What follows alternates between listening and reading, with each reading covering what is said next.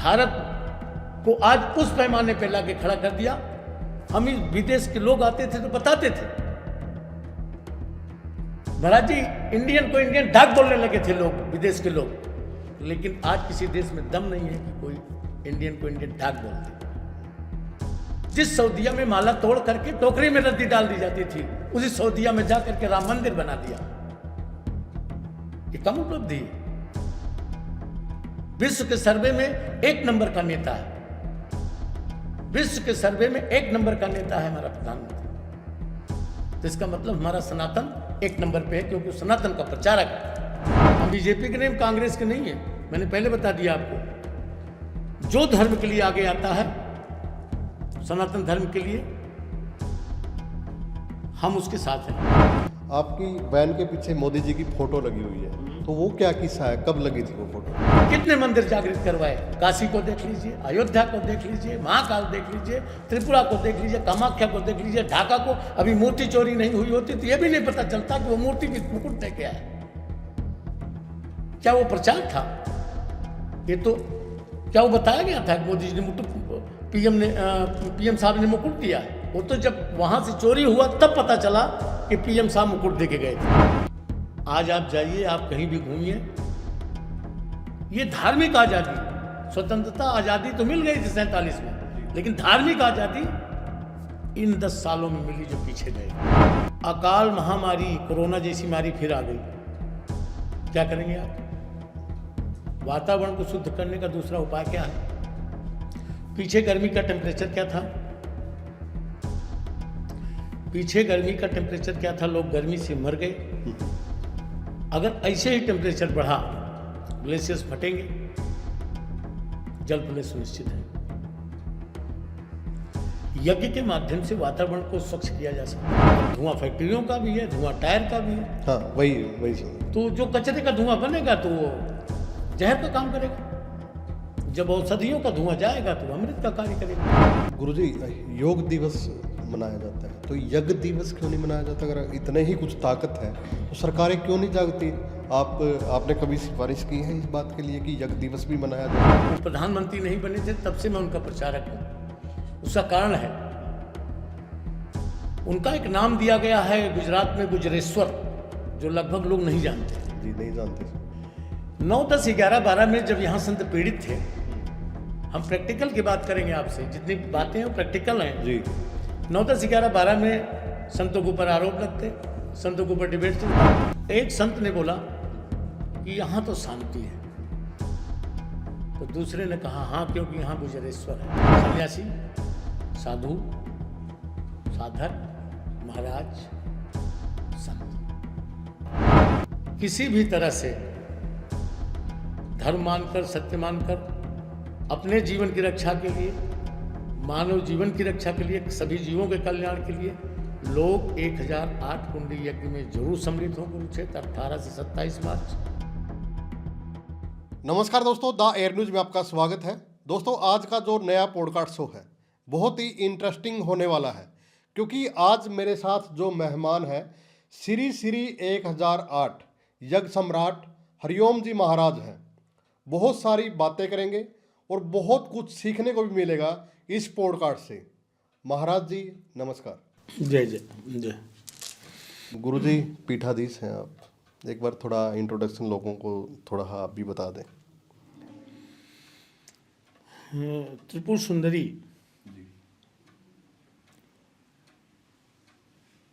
मंदिर त्रिपुरा में है जी। मैं त्रिपुर सुंदरी का साधक हूँ। उनकी बड़ी असीम कृपा रही, उनकी स्तुतियाँ गाता रहा और यज्ञ करता रहा। बांग्लादेश के बॉर्डर पर है त्रिपुरा जी। वहाँ 7 स्टेट्स में, जो वहाँ मिजोरम, मणिपुर, अरुणाचल, नागालैंड, ये जितने स्टेट्स हैं, उनके सबके बीच में त्रिपुरा एक हिंदू प्रधान स्टेट है जी। वहाँ सीपीएम गवर्नमेंट थी। सीपीएम गवर्नमेंट में मंदिर पूरी तरीके एकदम दर्शनार्थी बिल्कुल कम हो गए थे। ऐसा लगता था बिल्कुल जीर्ण सा होता जा रहा है। उसी पीरियड में हम वहाँ पहुँचे तो मुझे हवन करने से मना कर दिया गया। ओके। सीपीएम गवर्नमेंट ने मुझे हवन करने से मना कर दिया गया। तो मैंने पूछा उनसे कि ऐसा क्यों? जी। बोला क्योंकि आप मोदी के प्रचारक हैं, क्योंकि आप आरएसएस से संबंधित हैं और साधु हैं, इसलिए आपको किसी सरकारी ज़मीन पर हवन नहीं करने दिया जाएगा। जी। तो हमने यही दोष है मेरा। तो उन्होंने कहा कि हाँ। तो हमने कहा ये तो गलत है। जी। मंदिर पर 100-200 रुपए की पर्ची कटती थी। जी। तो 100-200 की पर्ची कट करके उस पर हवन कुंड मिल जाता था। आप ग्राउंड में कहीं भी कर लो। लेकिन हमको मना कर दिया गया। तो केवल एक विशेष टारगेट किया गया। तो उसके बाद फिर हमने थोड़ा हट किया। जी। साधु का हट कह लीजिए वो। फिर वहीं पास में एक प्राइवेट लैंड लेकर के, और उसमें डीसी हुआ करती थी सोनल गोयल करके शायद, जी। क्योंकि बाद में डीसी झज्जर भी आई थी वो। अच्छा। हरियाणा में। हरियाणा में। तो उनसे परमिशन लिया और वहाँ यज्ञ किया। यज्ञ करने के बाद परिवर्तन हुआ। उसमें उस यज्ञ में योग संयोग से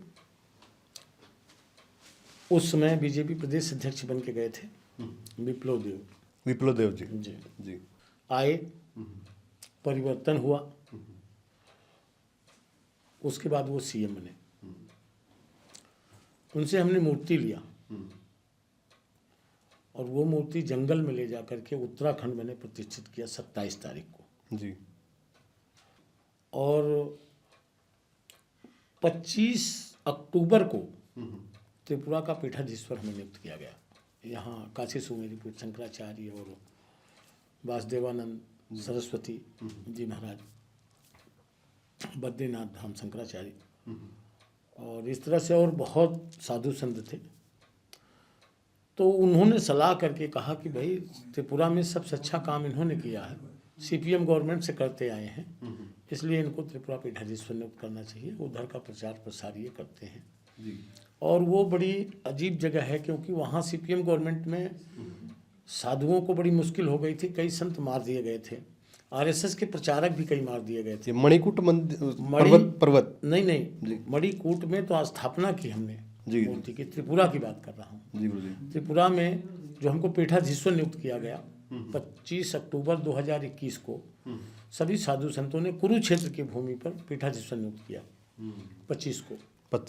25 को पीठाधीश्वर नियुक्त करने के बाद सुबह में मंदिर फटा पाया गया और मूर्ति हमारे पास थी। उसी मूर्ति को ले जा करके हमने 27 मार्च को ले जा करके मणिकूट पर्वत जो उत्तराखंड ऋषिकेश में है, वहाँ ले जाके मैंने उसकी प्रतिष्ठा की।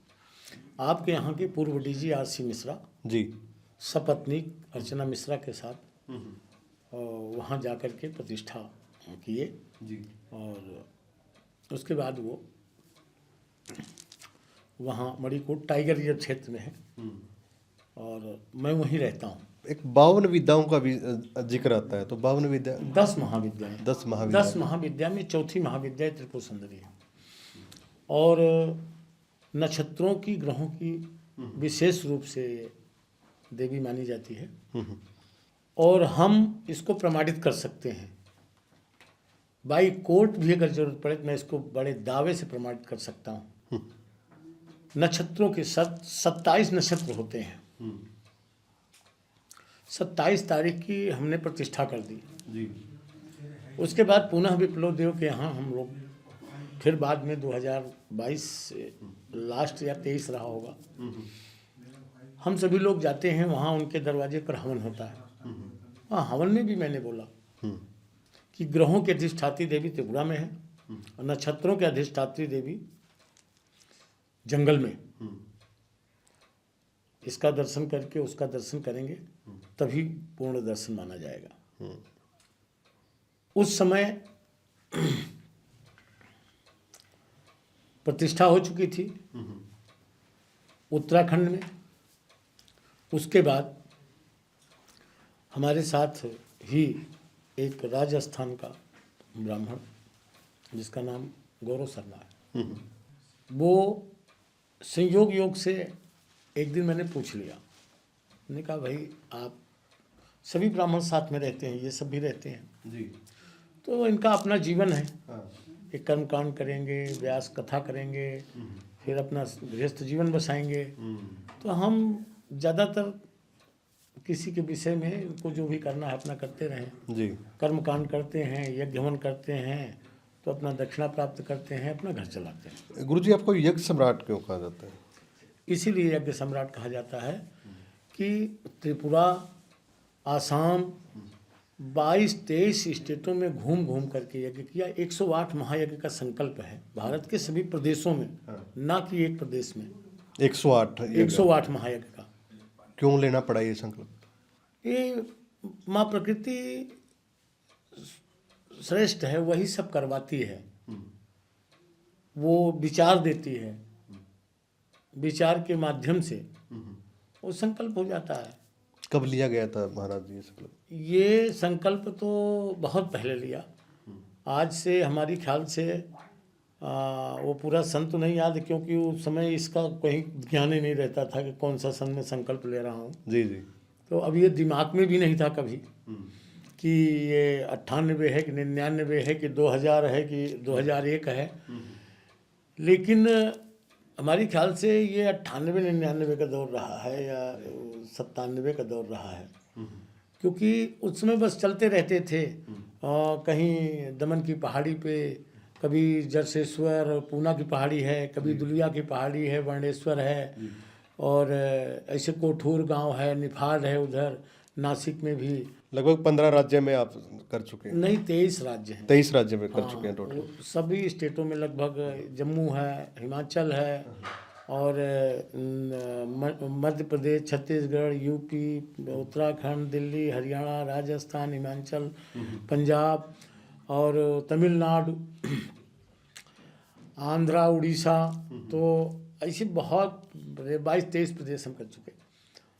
तो बाकी जो बचे हुए प्रदेश हैं उनको भी पूरा करने की कोशिश करूंगा। कितने हो चुके हैं 108 में से? वैसे तो यज्ञ नंबर तो अभी 102 है जो अभी करने चल रहा हूँ कुरुक्षेत्र में। कुरुक्षेत्र में होगा जी गुरु जी? कुरुक्षेत्र में होगा। तो गुरु जी कुरुक्षेत्र में 1008 कुंड बनाए जाएंगे। तो फिर क्या जरूरत पड़ी, कुरुक्षेत्र ही क्यों कर रहे हो? कुरुक्षेत्र इसलिए कर रहे हैं, कुरुक्षेत्र गीता की भूमि है, यहाँ से विश्व को संदेश गया है। ये कार्य हम दिल्ली में भी कर सकते थे, ये कार्य किसी और जगह कर सकते थे। कुरुक्षेत्र एक धाम है और वहाँ से विश्व को संदेश गया हुआ है गीता के ज्ञान का। तो ज्ञान हो गया, प्रचार भी हो गया, लेकिन कर्म क्या है? यज्ञ है। अगर ज्ञान के साथ थोड़ा कर्म भी किया जाए तो वातावरण शुद्ध होगा, यहाँ से संदेश जाएगा पूरे भारत को, पूरे विश्व को। दिल्ली का प्रदूषण देख लीजिए, पंजाब का प्रदूषण देख लीजिए, हरियाणा उससे बचा नहीं है। अगर वातावरण नहीं शुद्ध हुआ, अकाल महामारी कोरोना जैसी मारी फिर आ गई, क्या करेंगे आप? वातावरण को शुद्ध करने का दूसरा उपाय क्या है? पीछे गर्मी का टेम्परेचर क्या था? लोग गर्मी से मर गए। अगर ऐसे ही टेम्परेचर बढ़ा, ग्लेशियर्स फटेंगे, जल प्रलय सुनिश्चित है। यज्ञ के माध्यम से वातावरण को स्वच्छ किया जा सकता है। शुद्ध हवा मिलेगी तो शुद्ध विचार होंगे, शुद्ध वातावरण रहेगा तो शुद्ध विचार होगा। अगर वातावरण को शुद्ध नहीं किया गया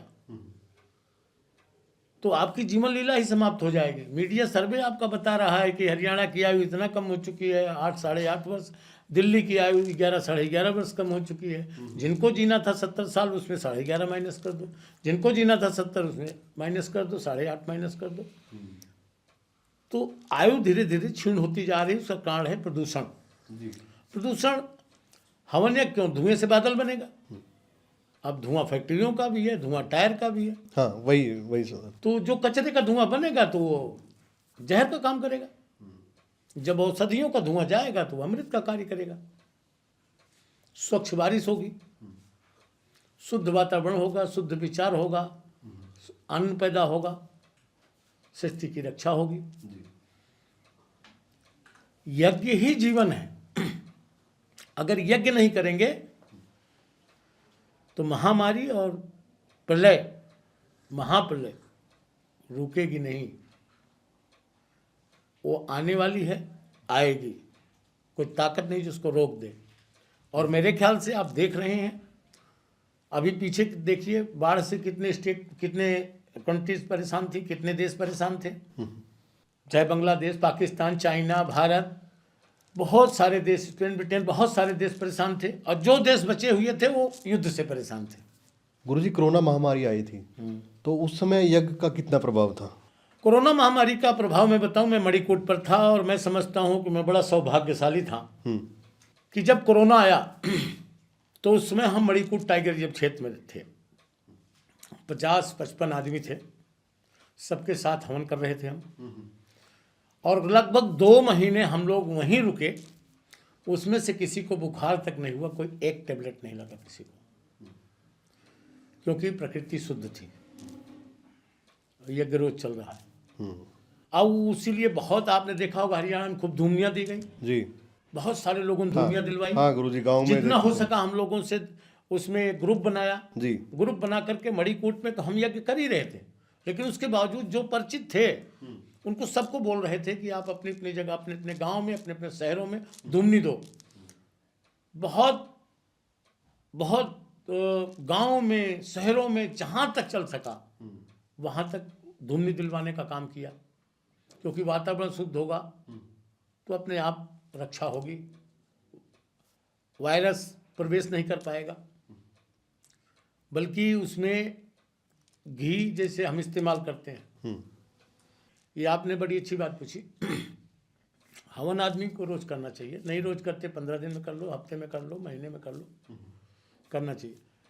जब हम हवन करते हैं ना, गाय का घी आप जो है थोड़ा ले करके उसको हाथ में लेपन करके नाक से लगा दीजिए, थोड़ा इधर से लगा दीजिए, तो जो भी वायरस प्रवेश करेगा वो नाक से मैक्सिमम करता है, नाक कान खुले स्थान में, तो निश्चित ड्राइनेस खत्म हो जाएगी आपकी, आप सेफ रहेंगे। ये हमारे ऋषि मुनि पहले करते आए। जंगल में गाय रखते थे, वहाँ कोई तेल का आविष्कार नहीं था, गाय के गोबर से हवन इत्यादि करते थे जी। और दूध से उनका गृहस्थ जीवन का भरण पोषण होता था, और घी निकाल के अपना हवन वगैरह कर लेते थे। तो वो 200-200 वर्ष, 300-300 वर्ष, 250-250 वर्ष, 150-150 वर्ष जीते थे। और अब आयु कितनी, 65 मानी गई शायद। तो गुरुजी, योग दिवस मनाया जाता है, तो यज्ञ दिवस क्यों नहीं मनाया जाता? अगर इतने ही कुछ ताकत है तो सरकारें क्यों नहीं जागती? आपने कभी सिफारिश की है इस बात के लिए कि यज्ञ दिवस भी मनाया जाए? मैं वैसे यज्ञ दिवस मनाता हूँ, 17 सितंबर को यज्ञ दिवस मनाया जाता है। और 17 सितंबर को क्यों मनाता हूँ जी? इसलिए कि बरसात का वही समय होता है, थोड़ा बरसात खत्म होती रहती, सितंबर से बारिश थोड़ा कम होने लगती है जी। और इधर बरसात हो जाती, जुलाई में, जून में बरसात शुरू हो जाती। तो निश्चित रूप से मच्छर, जहरीले मच्छर वगैरह, नालियों में मच्छर वगैरह, हर जगह सड़न सी होती है, पत्तों में, और मच्छर वगैरह पैदा होते हैं। फिर डेंगू मलेरिया उसमें आपने देखा होगा कुछ ज़्यादा चलता है। अगर सितंबर में ही एक दिन यज्ञ दिवस मना लिया जाए तो ये जो डेंगू मलेरिया काल महामारी है, वातावरण शुद्ध हो जाएगा, ये मच्छर इत्यादि खत्म हो जाएंगे, तो लोग सुरक्षित हो जाएंगे। इसलिए 17 सितंबर को यज्ञ दिवस मनाया जाता है। मोदी का जन्मदिन भी मनाया जाता है सर? ये और अच्छी बात है, ये और अच्छी बात ये है कि वो खुद भी हवन करते हैं, और उन्होंने खुद हवन करके देश को संदेश दिया कि मानव रक्षा हेतु, अपने मन की बात में बोला उन्होंने कि वातावरण की शुद्धि के लिए कहीं हवन यज्ञ हो रहा हो तो वहां जाकर के जरूर आहुतियां डालें।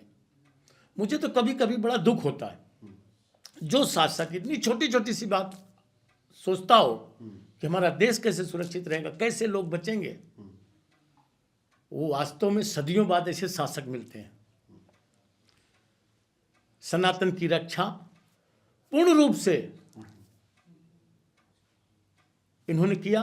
और गीता में ही कहते हैं, हम तो बहुत ज़्यादा प्रवचन वगैरह नहीं करते, हम अपनी मस्ती में केवल आरती करते हैं। गीता में भी कहते हैं कि राजा में भगवान का अंश पाया जाता है। पहले से लेके अभी तक मंदिरों की जागृति, सनातन की रक्षा, जिस त्रिपुरा का सफर हमने 2015 में 14 में 650 किलोमीटर की यात्रा 72 घंटे में तय होती थी। आसाम गुवाहाटी से त्रिपुरा 650 किलोमीटर के आसपास है, लेकिन यात्रा 70 घंटे, 60 घंटे, 72 घंटे में तय होती थी। और आज वही यात्रा ज़्यादा से ज़्यादा 12, 14, 15 घंटे में तय हो जाती है। हमने जाकर के वहाँ देखा। आज आप जाइए, आप कहीं भी घूमिए, ये धार्मिक आज़ादी, स्वतंत्रता आज़ादी तो मिल गई थी 47 में, लेकिन धार्मिक आज़ादी इन 10 सालों में मिली जो पीछे गए। मानते हैं आप कि अब आजादी बिल्कुल मानते हैं, हम बिल्कुल मानते हैं। और हमारे प्रश्नों का उत्तर कोई देते तो मैं बोलूँगा, मैं प्रधानमंत्री का प्रचारक नहीं हूँ, मैं उनके व्यक्तित्व का प्रचारक हूँ। इसलिए कि ऐसे शासक आए प्रेरणा स्रोत के रूप में, मैं प्रचार करता हूँ प्रेरणा स्रोत के रूप में, कि फिर कोई शासक आए तो इसी तरह कार्य करे। इसलिए उनको वह सम्मान मिलना चाहिए। हमारा कोई लोभ नहीं उनसे जी, हमारी कोई इच्छा भी नहीं है। मैं टाइगर रिजर्व क्षेत्र में रहता हूं, उसके बाद मैं चला जाता हूं हिमालय। हमारी कोई अपेक्षा इच्छा नहीं है, बस अपेक्षा इच्छा यही है कि सत्य को बताना, अगर गलत है तो सत्य बता रहा हूं। इसमें एक चीज और ऐड कर रहा हूँ महाराज जी, आपकी वैन के पीछे मोदी जी की फोटो लगी हुई है, तो वो क्या किस्सा है, कब लगी थी वो फोटो? वो फोटो इसलिए लगी कि जब आपने पूछ लिया तो हमारे व्यक्तिगत जीवन में हम अपनी मणिकूट में भी, हमारी बस के अंदर भी बहुत दिनों से रहती थी। बहुत सारे नेता जानते हैं इसको, बहुत सारे ब्राह्मण जानते हैं इसको जी। आज से नहीं है, वो बहुत दिनों से है, बहुत दिनों से जी ये नहीं कि वो जो प्रधानमंत्री बने तब से, जी वो प्रधानमंत्री नहीं बने थे तब से मैं उनका प्रचारक हूँ। उसका कारण है, उनका एक नाम दिया गया है गुजरात में गुजरेश्वर, जो लगभग लोग नहीं जानते हैं। जी, नहीं जानते सर। 9, 10, 11, 12 में जब यहाँ संत पीड़ित थे, हम प्रैक्टिकल की बात करेंगे आपसे, जितनी बातें हैं वो प्रैक्टिकल हैं जी। 9, 10, 11, 12 में संतों के ऊपर आरोप लगते, संतों के ऊपर डिबेट चलता। हम गुजरात में थे उस समय, हालांकि उसके बाद उसी समय हम हरियाणा भी काम कर रहे थे, गुजरात भी जाया करते थे। गुजरात हम बहुत पहले से जाते हैं, 1, 2, 3 से जाते हैं गुजरात बहुत पहले से जाते हैं हम, आज कोई नई बात नहीं थी जी। तो वहाँ गए हमें, सुरेंद्र नगर के पास ओझा भगत थे, तो उनके यहाँ संत सम्मेलन वगैरह था। तो वहाँ जब गए तो एक संत ने बोला कि यहाँ तो शांति है, तो दूसरे ने कहा हाँ, क्योंकि यहाँ गुजरेश्वर है। अब आप समझ गए होंगे, जी। वहाँ संत गुजरात में जाके शांति लेते थे कि यहाँ सुरक्षित हूँ, ये प्रैक्टिकल है। और जब 14 में सरकार बनी, जी। उसके बाद से सब संत जो जहाँ हैं, वो चाहे नॉर्थ ईस्ट हो, और चाहे दक्षिण भारत हो, चाहे उत्तर भारत हो, जी। सभी संतों को धार्मिक आज़ादी मिली है। यह एक सत्य है। जी, दोबारा टॉपिक पे ही आते हैं। यज्ञ सभी को करना चाहिए, क्यों करना चाहिए, शुरुआत कैसे हुई, थोड़ा ये। यज्ञ सभी लोगों को करना चाहिए। माता पिता गुरु, माता पिता आपके जन्म के भगवान हैं, उनकी सेवा करना, आपका धर्म है। माता पिता की सेवा, गुरु इसलिए ज़रूरी होता है कि वो आपको आध्यात्मिक, सामाजिक शिक्षा भी जो देता है वो भी गुरु है, आध्यात्मिक शिक्षा जो देता है वो भी गुरु। इसलिए माता पिता गुरु की जरूरत, उनकी सेवा करें। अपने घर पर आप उठिए, प्रतिदिन माता पिता को प्रणाम करिए आप। उसके बाद आप जैसे पूजा करते हैं, कोई भी जाप करते हैं, आप जाप करिए, लेकिन गाय के गौ से ले लीजिए। थोड़ा तेल, जो भी आपके पास घी सामग्री जो भी उपस्थित है, उसके साथ में एक ज़्यादा नहीं, एक 54 आहुति, 108 आहुति कुछ उसमें डाल दीजिए और स्वाहा कर दीजिए। जो भी आपको आता है, ओम नमः शिवाय या जितने मंत्र आपको आते हैं, जो भी आता है, महामृत्युंजय आता है, गायत्री आती, कुछ भी आता है, आप हवन किए। अब उसके बाद आप दैनिक कार्य करते हैं, वो धुआं आपके घर को शुद्ध करता रहेगा। अब फिर आप कहेंगे कि हम तो घर में वो धूप लगा देते हैं। जी, धूप रेडीमेड, धूप रेडीमेड व्यवस्था है, वो किसी फैक्ट्री से बन के आती है जी। और अगर आप अपने हाथ से उपले ले करके और अपने द्वारा जो शुद्ध घी से आहुति डाल देंगे, तो उसका धुआं जो काम करेगा वो पूरा अमृत का कार्य करेगा, आपको स्वस्थ रखेगा, आपके विचार स्वस्थ रखेगा। और आप करके देख लीजिए, हफ्ते में एक दिन, रोज नहीं, हफ्ते में एक दिन अपने घर पे हवन करिए, देखिए आपकी स्मरण शक्ति बढ़ जाती है, आपका तेज अपने आप बढ़ेगा, आपके चेहरे में निखार आएगा, वाणी में भी प्रखरता आएगी। आप निश्चित रूप से आप अपने आप को एनर्जेटिक महसूस करेंगे। महाराज जी, हवन या यज्ञ किससे करवाना चाहिए? कोई मतलब पर्टिकुलरली कोई आदमी, कोई संत? देखिए, सबसे पहले तो आपको स्वयं करना चाहिए, ये रूटीन बनाना चाहिए। मान लीजिए कभी कोई शुभ कार्य है, कहीं कोई नया घर बनाया आपने, या कहीं कोई विशेष पूजा करनी है आपको, अपने यहाँ कोई आसपास ब्राह्मण को बुला लीजिए और अपना हवन किया, पूजन किया, ब्राह्मण भोजन कराया, और जो भी आपके पास तुलसी पत्र है उसको दक्षिणा दे दी। तो उसके अनुसार वो कर्मकांड के ब्राह्मण हैं, वो यजमान की कुशलता के लिए प्रार्थना करते रहते हैं, प्रार्थना करते हैं। तो ये करना चाहिए। कोई शुभ कार्य है, आप ऑफिस खोल रहे हैं, आप कुछ कर रहे हैं, तो इस जगह ब्राह्मण को बुला लेना चाहिए और भोजन करा देना चाहिए। ये आपके दैनिक कर्म में है। ये जो यज्ञ कर्म है, ये तो दैनिक कर्म है, इसको तो आप करते रहिए। लेकिन जब कोई शुभ मुहूर्त है, शादी है, ब्याह है, घर गृह प्रवेश है, या इस तरह कोई बात है, तो ब्राह्मण बुलाइए। आप मंदिरों में आपके आचार्य होते होंगे, ब्राह्मण मिलते हैं, उनको बुलाइए और उनको भोजन कराइए। भोजन करा के उनको तुलसी पत्र, आपके पास जो भी दक्षिणा है उनको समर्पित कीजिए जी, और आशीर्वाद लीजिए उनसे। निश्चित रूप से आपको अच्छा महसूस होगा। और ये हमारे यहाँ सत्य है कि हर चीज़ की एक व्यवस्था है, व्यवस्था के अनुसार सब चलता है। आपको दक्षिणा देकर के संतुष्टि होगी, उनको दक्षिणा लेकर के संतुष्टि होगी, और संतुष्टि ही परम आनंद है जी। आपके जीवन पे बात कर लेते हैं। आपने अन्न नहीं खाया जब से संन्यास लिया है, तो कैसे रह लेते हो? क्या खाते हो आप? पहले मैं आलू खाया करता था, और आलू खाते खाते काफ़ी साल आलू खाया, 28-27 साल के लगभग हमने आलू खाया।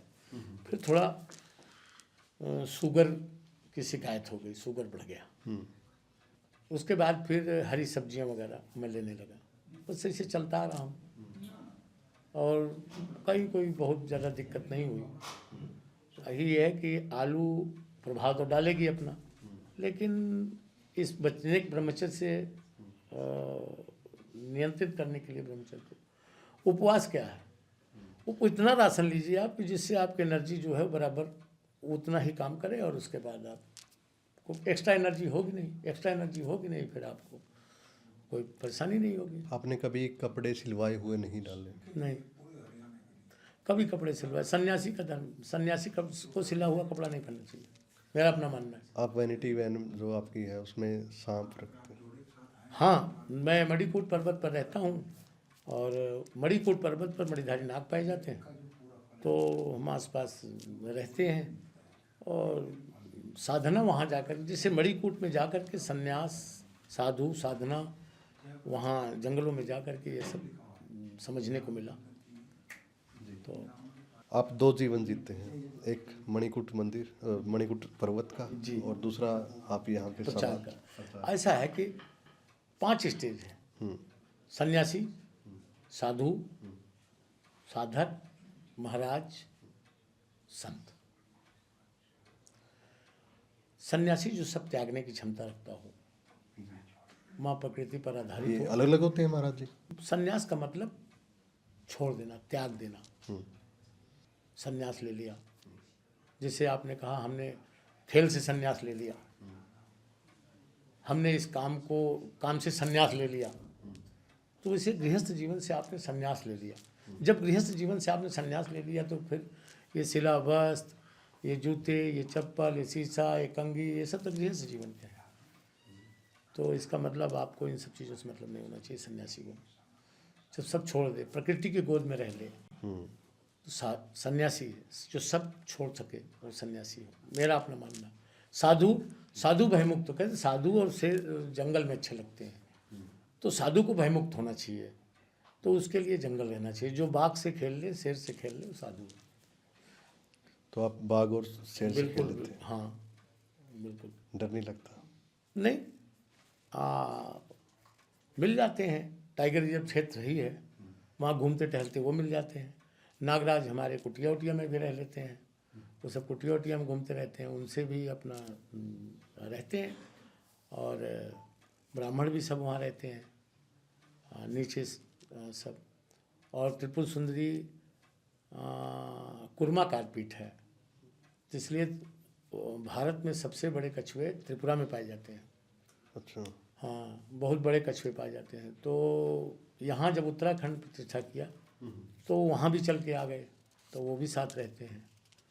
और ऐसे कभी कभी अब आज पहली बार आपके यहाँ आया हूँ।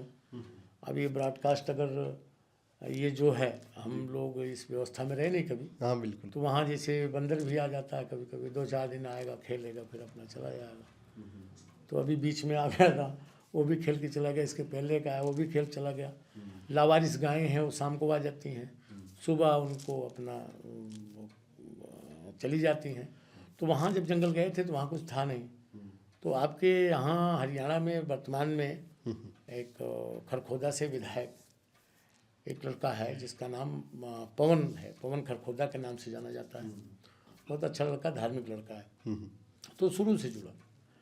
तो पहले इसके चेयरमैन अनुसूचित जनजाति भाई कहीं चेयरमैन था, बहुत ज़्यादा नहीं रखते किस विभाग में, चेयरमैन।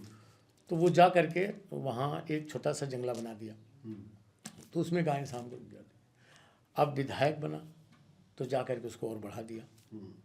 और मुझे बहुत अच्छा लगा। ये भाव खरीद के नहीं लाए जाते, यहाँ से होने चाहिए। जैसे विधायक जीता तो कहा कि गुरुजी मैं यज्ञशाला बनाने जाऊंगा, अपने हाथ से बना के आऊँगा। और जा करके अपने हाथ से बना करके तब आया।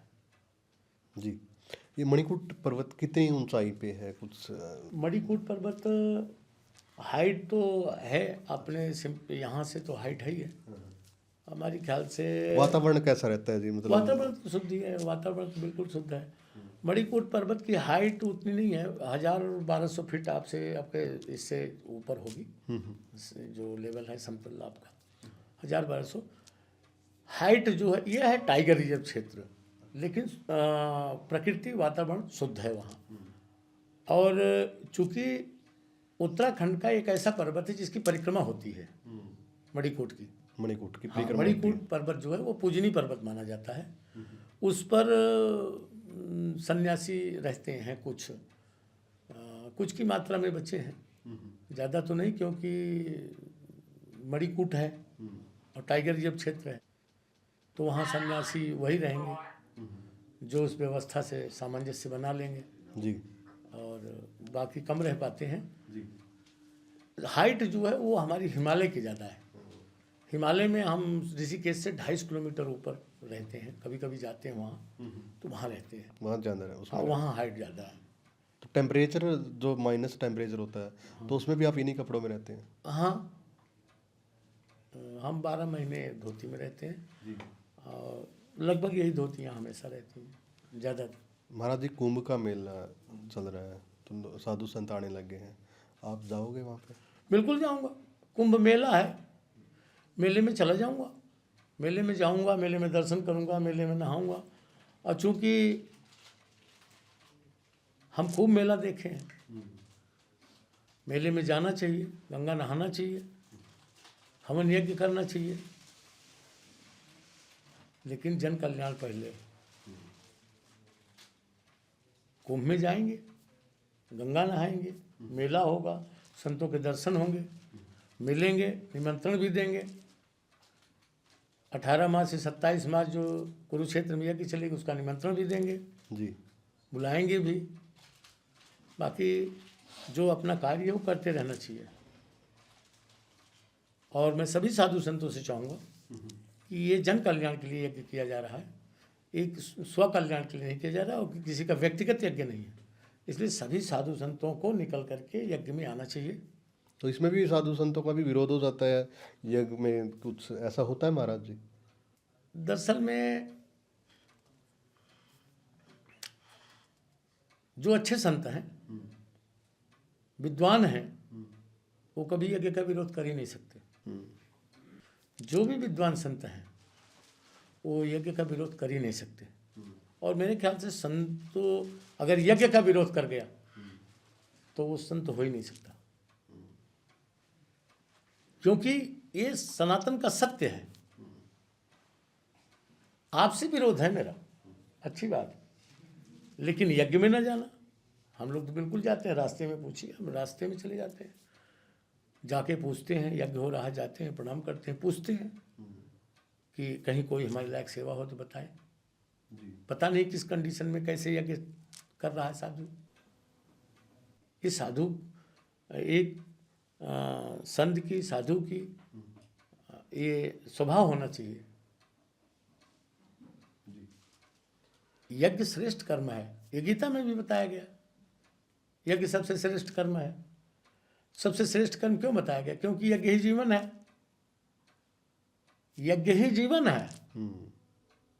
क्षिति जल पावक गगन समय। पावक क्या है? बीच में है अग्नि।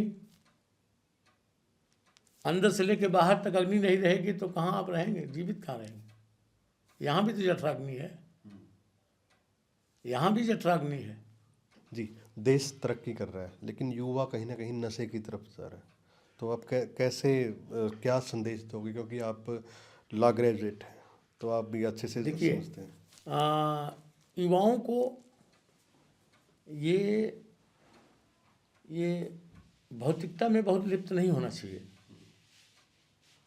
अगर आपके संस्कार घर के बने हुए हैं, माता पिता को सुबह उठ के प्रणाम कर रहे हैं, अपना अध्ययन कर रहे हैं, तो वातावरण शुद्ध रहेगा। जब युवा भौतिकता में चला जाता है तो फिर वो उसी में लीन होता चला जाता है, फिर तमाम अव्यवस्थाएं शुरू हो जाती हैं। उसके लिए सर्वप्रथम सभी युवा जो भी घर से निकले, पहले माता पिता को प्रणाम करके निकले।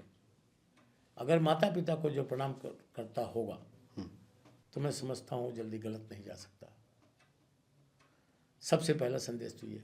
दूसरा, जो यज्ञ प्रक्रिया मैंने बताई थी, वो यज्ञ प्रक्रिया इसीलिए बताई थी कि उससे वातावरण शुद्ध होता है, विचार शुद्ध होते हैं, और ये नशे वशे की लत नहीं लगती। इसका लाभ होता है, साइंटिफिक लाभ होता है इसका। अब जगह जगह अब ज़्यादातर अब ठेके हैं, शराब है, ये नशा है, वो नशा है, तो इसीलिए धीरे धीरे आयु कम होती जा रही है। पहले लोग 100 वर्ष जीते थे, अब क्या है 65 औसत दे दिया गया। तो इसीलिए कि नशे में लिप्त होते जा रहे हैं। इसके लिए सभी युवाओं को अपने घर के जो भी संस्कार हैं उससे जुड़े रहना चाहिए, और जहाँ भी मंदिर हो या कहीं आश्रम हो, संत हो, तो उनके पास भी जाना चाहिए, प्रणाम करना चाहिए। उससे शुद्ध विचार बने रहेंगे। जी। गुरुजी, 102वां जो यज्ञ होगा वो कैथल को, कुरुक्षेत्र को सौभाग्य मिला है उसका, क्या कुछ आप संदेश देना चाहो लोगों को? 102वां जो 1008 कुंडी यज्ञ है, 1008 कुंडी यज्ञ, ये कुरुक्षेत्र की धरती से पूरे भारत को यहाँ से एक विशेष संदेश जा सकता है। गीता ज्ञान की भूमि है और कर्म भूमि भी है। तो गीता से ज्ञान प्राप्त हुआ, अब कर्म करने की बारी है। कर्म यज्ञ है। अगर हम यज्ञ करते हैं तो निश्चित रूप से पूरे भारत को और अधिक से अधिक देशों को भी संदेश जा सकता है। मानव रक्षा हेतु यही एक कर्म है। और अब आप भी, आपके वर्तमान सरकार को भी मिले, हमने उनको निमंत्रण भी दिया और यह अच्छा अवसर भी है। गीत कुरुक्षेत्र की भूमि प्रचार तो हो गया, लेकिन श्रद्धा नहीं जोड़ पाई। जो पूजा होनी चाहिए वो पूजा नहीं हो पाई। आप एक गहरी बात कह रहे हो गुरुजी। ब्रह्म सरोवर बना है। अगर ब्राह्मण ब्रह्म सरोवर में स्नान करेंगे सुबह ब्रह्म मुहूर्त में और ब्रह्म मुहूर्त में हवन करेंगे तो वातावरण कैसा होगा? अभी हम आपके यहाँ मैं बीजेपी और कांग्रेस से मतलब नहीं रखता। मैं व्यक्ति का प्रचारक हूँ। मैं पीएम साहब का प्रचार करता हूँ। पीएम साहब का प्रचार नहीं करता मैं सत्य बताता हूँ लोगों को। और वो इसलिए कि प्रेरणा के रूप में आने वाली पीढ़ी उनसे प्रेरणा ले तो अच्छा शासक मिलेगा, समाज का कल्याण होगा। इसलिए बताता हूँ ऐसा शासक चाहिए।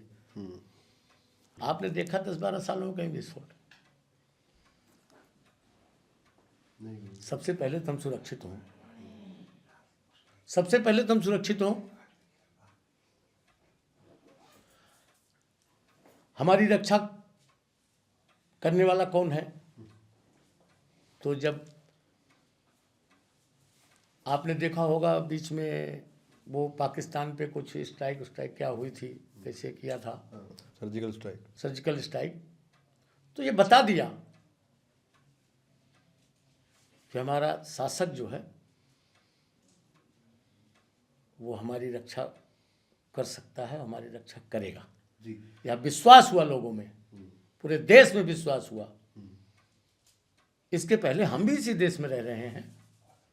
आप याद करिए 8, 9, 10, 7, 10, 11, 12 जितना पीरियड था, याद करिए कितनी आतंकवादी घटनाएं हैं।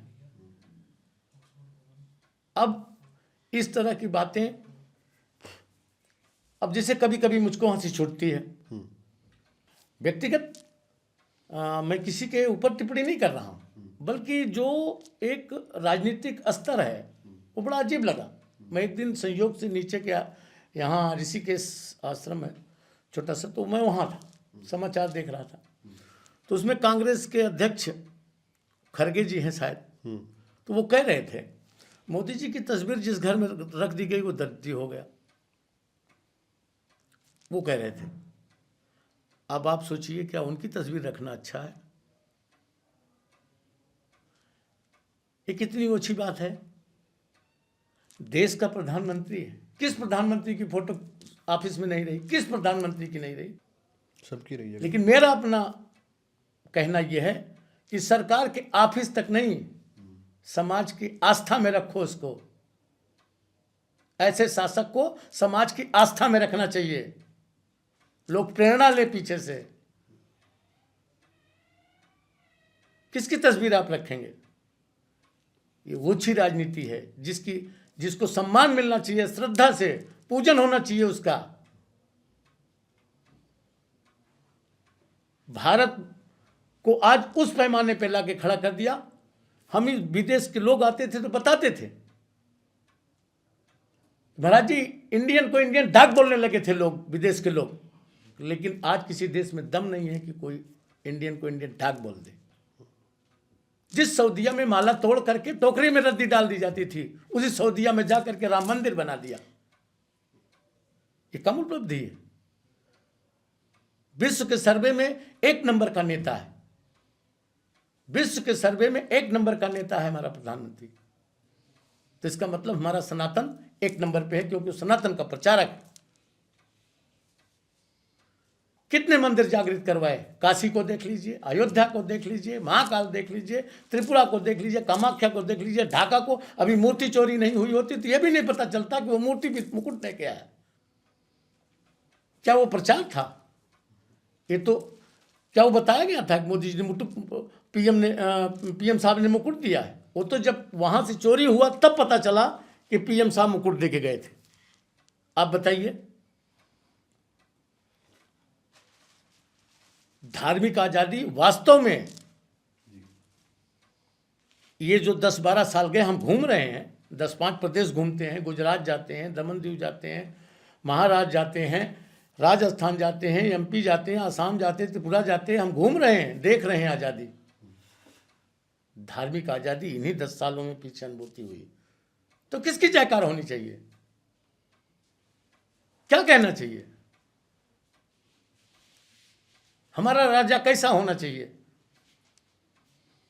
देश का शासक कैसा होना चाहिए? ये सब महत्वपूर्ण विषय है। इसको सोचना चाहिए लोगों को, समझना चाहिए लोगों को। छोटी छोटी बात, हवन जैसी छोटी बात, मन की बात में नहीं, जितना हो सका कि लोग अगर हवन करेंगे तो वातावरण शुद्ध हो जाएगा। यज्ञ दिवस मनाने का प्रयास कर रहा हूं मैं 17 सितंबर को। अगर 1 लाख कुंड, 2 लाख कुंड, 4 लाख कुंड जल गए सितंबर में, तो वातावरण कितना शुद्ध होगा?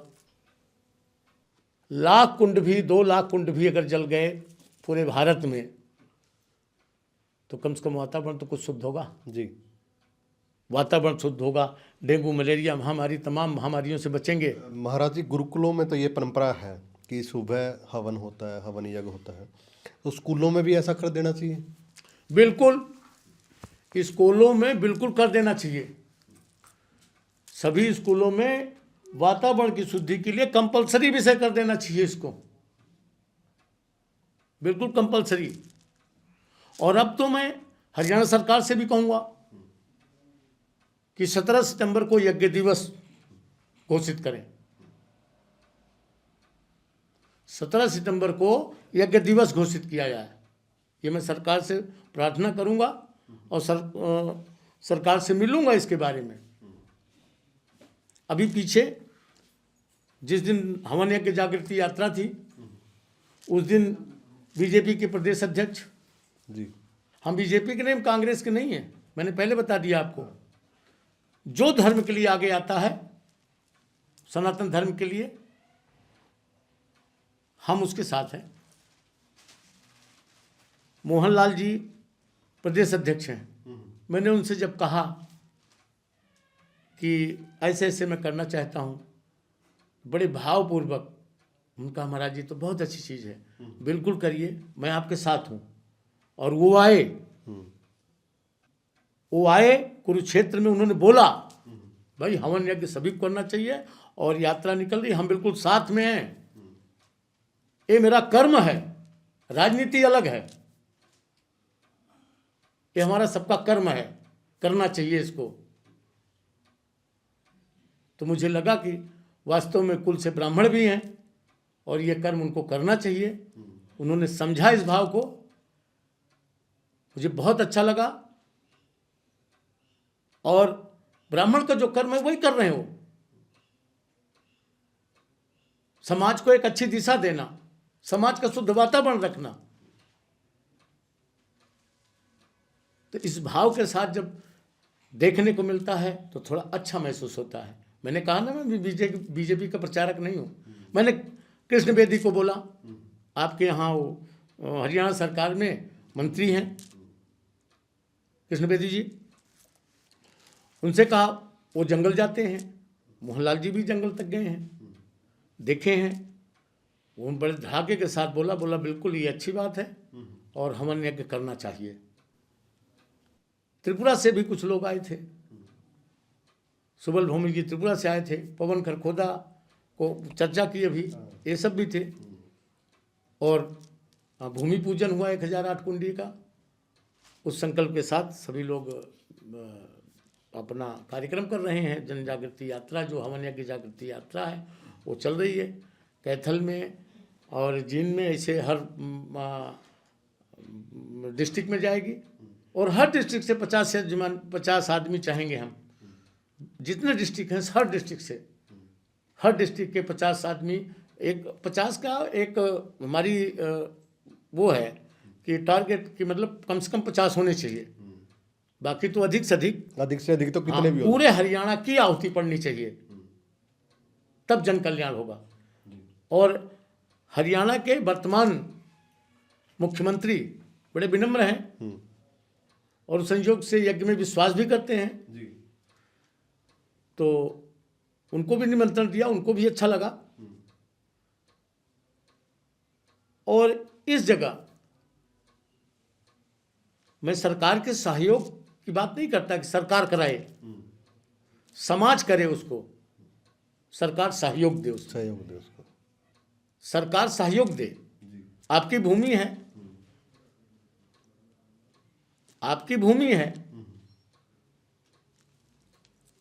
आपकी सामग्री है, आपका ही घी है, आप ही सुहाकर करने वाले, आप ही भंडारा लेने वाले, आप ही व्यवस्था करने वाले। हम कहीं बाहर से व्यवस्थापक नहीं लाए हैं।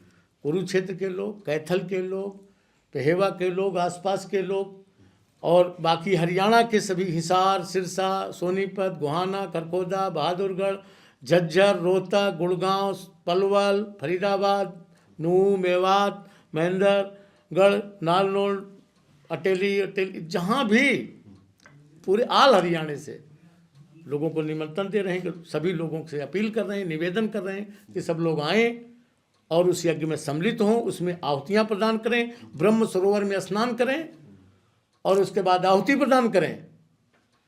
जो ये पितृदोष, ये दोष, वो दोष जो भी है, देखिएगा आपको एक अलग प्रकार का लाभ मिलेगा और आप बिल्कुल स्वस्थ हो जाएंगे।